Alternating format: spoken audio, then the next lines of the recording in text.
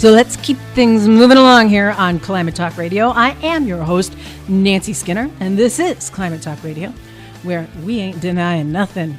We're trying to fix it, and in a hurry, really. Our number is 1-800-MY-CLIMATE, 1-800-MY-CLIMATE. My guest is Peter Sinclair, our climate media guru extraordinaire and editor here at Climate Talk Radio, who runs ClimateCrocs.com, his own blog and website with fabulous videos that you need to actually, if you want to catch up on climate change, just hang out, spend a couple years watching all his videos. You'll know more than that.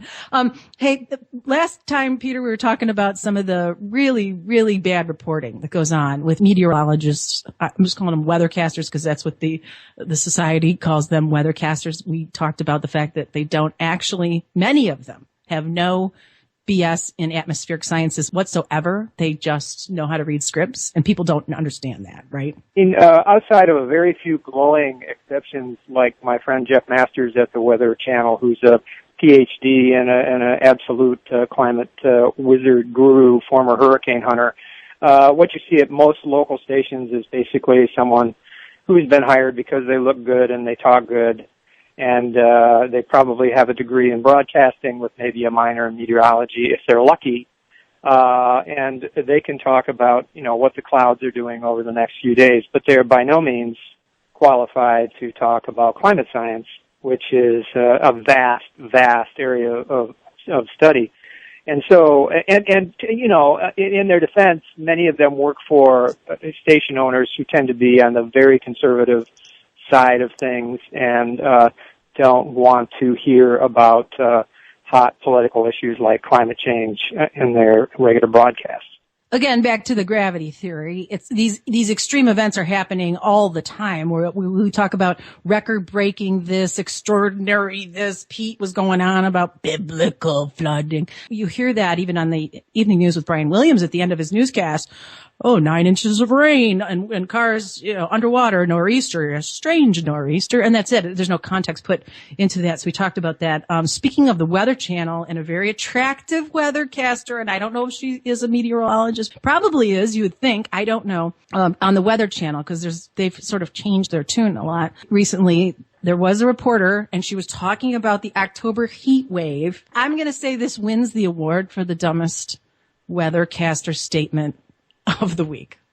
So here's what's happening. Our Jetstream is building north. Yesterday you felt the beautiful weather in Colorado. That's spreading, and we're going to be looking for all above average temperatures throughout the plains as we get you through this weekend. Look at some of these readings coming in. 80 in Kansas City, that's 15 degrees above average. We've got 91 in Oklahoma City, that is 21 degrees above average. And Denver looks great, upper 70s as well. Not as much above average, but still very, very nice out here if you like the warm weather without a lot of humidity. Who doesn't, right? Who doesn't? Yeah, Who doesn't great. like it? Hey, let's 25 degrees above normal. I don't in the summer. Yeah, well, hey, what's the problem? It's going to be really warm. Who doesn't like that, Pete? Don't you like to be hanging out in, say, 125 degree, 130 degree weather? Magical, wonderful, perfect experience. It's exactly what I want every day of the year. Just say it's just, to me, we do have some callers on the line. Let's get some different opinions. 1-800-MY-CLIMATE. That's not cool with me. Okay, 20 degrees warmer. Oh, who doesn't? Let's see. We have Stu from South Bend, Indiana on the line. Welcome to the program, Stu. Hey, thanks. Well, thanks for joining us. You're on with Nancy and Peter. Well, you were talking about the lady from the Weather Channel. I don't think she was trying to do a whole global warming statement. She was just getting people pumped up for the football weekend and stuff. So I think you need to cut her some slack. It's not the time to be talking about global warming when we're getting ready for football. Okay, fair enough. But that's you want to talk about the Weather Channel. John Coleman over the weekend, it was just posted online at globalclimatescam.com.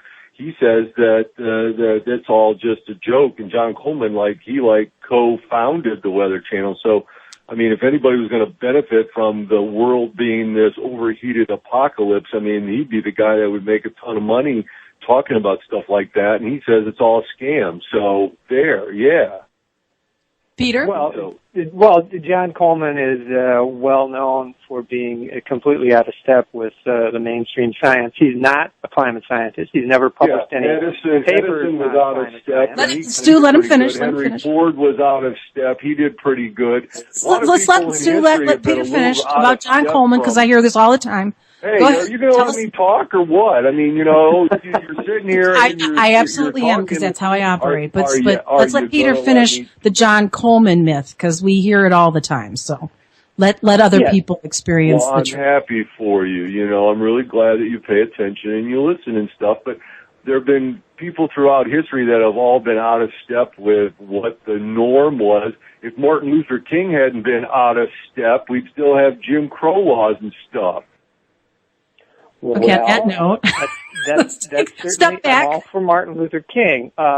Every scientist that claims that, for instance, tobacco is perfectly fine for you, or that HIV does not cause AIDS, they're not all Galileo, okay? When you go to a doctor and if you are sick, you probably would like to be treated with the what we would call the consensus treatment for whatever your condition is. In other words, 99 out of 100 doctors would prescribe this treatment for you. You would be unlikely to take it. You wouldn't want to ask one doctor. Jonas Salk what his idea for a vaccine would be. Oh, geez, he revolutionized medicine and the way polio is treated. So don't tell me that there aren't ideas out there that aren't going to grow and they're going to take shape and they're going to really get out there and prove that all this myth stuff doesn't even exist, because that's the way we make advances, by pushing into the head current of this gobbledygook stuff we all get from the media, when you all say the same thing all the time, and you just keep throwing it at us until finally you can be out there and you can stand on your own and think for yourself and realize that, I can rise above all this stuff. We're getting it. I hear you. Okay, thank you for your input there, Stu. There was so much served up on that platter, Peter, that we need to put Stu on hold for a second. Go ahead. I'll give you the first jab at it, Peter. Well, okay. So, we've understood that there are heat-trapping gases in the atmosphere for more than 150 years. We developed our best knowledge of how the atmosphere works in the Cold War, when we did a tremendous amount of research so we could develop our generation of heat-seeking missiles, which have allowed America to dominate the skies for the last 60 years. Those heat-seeking missiles work because of our understanding of heat-trapping gases in the atmosphere. If you say that climate change is not real, then you have to come up with a new version of physics that somehow negates climate change, but somehow accounts for heat-seeking missiles still working, for industrial lasers to still work, for all kinds of things that are everyday parts of our technological world that basically rely on the very same physics that we use when we look at the atmosphere and talk about climate change. And Stu, thank you for your call. Obviously, you've got all your reasons and your arguments, and you're a denier. That's clear. You're always welcome. We will take your calls on Climate Talk Radio. But beyond that, like you said, going way back into our initial understandings of science, which is actually 150 years old, that we understood the basic physics of it. But the consensus, obviously, 97% of scientists are even higher, and it's peer-reviewed research, and that makes them a very conservative bunch of scientists, because they all have to read each other's stuff. That's what that means, and they have to approve it, and they all have big heads and egos, so they try to poke holes in everyone's theory, and if they can't poke holes, then it's peer-reviewed, and so the international consensus on that, and our own U.S., NOAA, NASA, as I've said, American Medical Association, all these organizations agree on this. So, the idea that it's not real is ridiculous. Let me make a point here. What I did when I started reporting on this issue was I decided I'm going to talk to and hang out with mid-career and peak-career working, publishing scientists, what I call boots on the ice cap, These are the shock troops of science. These are the people that are making the observations. I'm sorry, go ahead. You're working with these guys, okay, right, in the grind.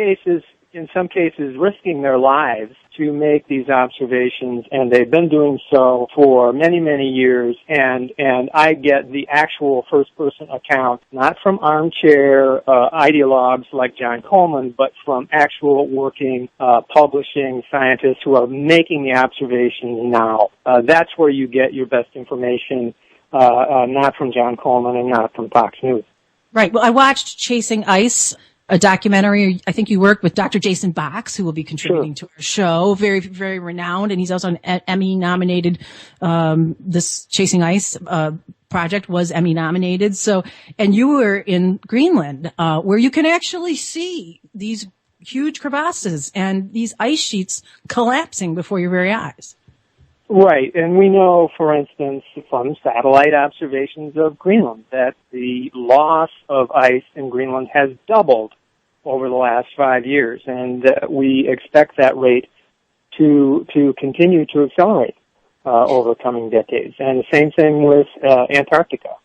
And faster than we thought. The urgency factor is that it's happening much faster than even scientists predicted. 5 to 6 times. I hear all kinds of different, but much faster because of all these feedback loops, positive feedback loops. We'll explain that. That means one thing makes one situation worse when you're absorbing more of the ultraviolet radiation from the sun and it melts the snow, then it goes into the ocean.